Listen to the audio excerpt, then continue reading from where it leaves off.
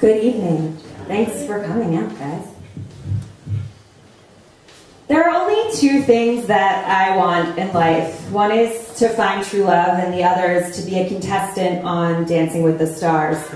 And I'm not talking about one of the professional dancers that they get to help out the celebrities. I'm talking about being one of the D-list or lower celebrities that needs to keep my career afloat by donning myself in sequins and dancing the Paso Doble to a cover version of a Justin Bieber song.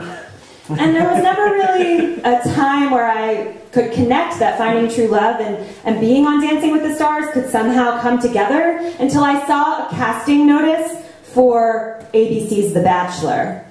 And I'm thinking, Jake from The Bachelor in one season was a contestant on Dancing with the Stars, and Melissa, who was like the selected potential woman, got picked to be married to The Bachelor, but then got rejected, and so then she got to be on Dancing with the Stars.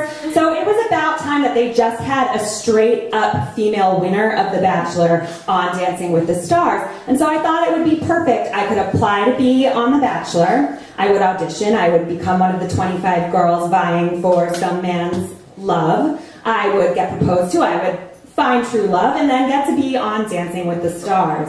And so this audition was coming to Philadelphia, and I was so ready, I was so pumped. I practiced my Claire Danes chin quiver in the mirror when they were going to ask me the question, how come you have not found true love already? And so I practiced crying and the chin quiver, and I went to Hollywood's Tan, so I had 1 day's worth of tan, and I straightened my hair, and I found like something casual, but something sassy, like sorority sassy, so that I could pull this whole thing off. And I'm all excited, I have confidence, and I get to the Crowne Plaza Hotel on Market Street, and there's no line outside. And I'm like, whoa, this is really crazy. I was expecting there to be like 200 girls lined up. So I go in just to make sure that the audition is still happening, and there's like this geeky bellhop with like a squawky voice, and he's like, good luck!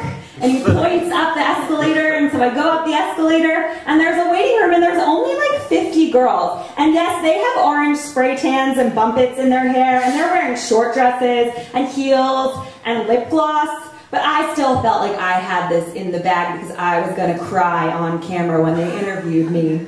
So I'm sitting down and I'm filling out my questionnaire, and I'm still kind of like sizing up my competition, but knowing that everything's going to be okay. And I look over in my row, and there are 3 dudes filing in to sit next to me.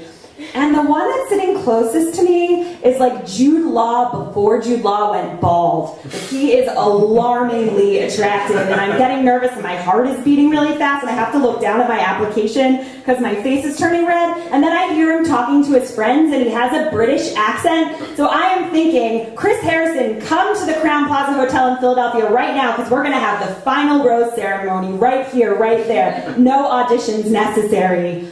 And so we actually end up talking, and we start comparing our answers on our applications and like joking about how horribly Vienna treated Jake on The Bachelor. And, you know, we're chatting it up. And he has this friend who's like a hot version of Screech that's like standing around taking pictures of everything that's going on. But the camera was like really close and zooming in on us. And definitely he was taking pictures of the two of us, but I was fine with that because this was the first of many memories to come. We had to part ways to go to our separate audition rooms, but we made sure to exchange Facebook names and email addresses. And so I managed to cry at my interview, and I went home, and I woke up the next morning, and I had a Facebook friend request from him and a photo album tagged of the pictures of the two of us. And so we stayed in touch casually, not as much as I'd hoped, but I knew that we were saving all of our passion and our romance for when we were actually going to be on the show. So I was fine with that. But while I was waiting for the casting director to call me, I was kind of Facebook stalking him, and I noticed we had a mutual friend. And it wasn't a mutual friend that really made any sense, because this guy said he had traveled all the way from Baltimore to come to the Bachelor audition in Philadelphia, and our mutual friend lived in Philadelphia, and it just didn't make sense.